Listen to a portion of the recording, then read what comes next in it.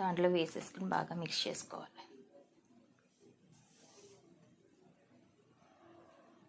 కొబ్బరికూర వేసేసుకుని ఒక చెక్క తీసుకున్నాను నేను, చిన్న ముక్కల కింద కోసి తురుము మిక్సీ పట్టుకున్నాను.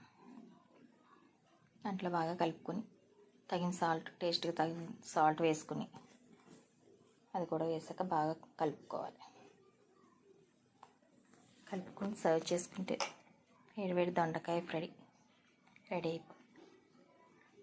సాంబార్లోకి, పప్పులోకి నంచుకోవడానికి చాలా బాగుంటుంది టేస్ట్. మీరు కూడా ట్రై చేయండి ఫ్రెండ్స్. ట్రై చేసి మీకు ఎలా కుదిరిందో కామెంట్ చేయండి. మాకు టేస్ట్ కూడా సాల్ట్ వేసి బాగా మిక్స్ చేసుకుని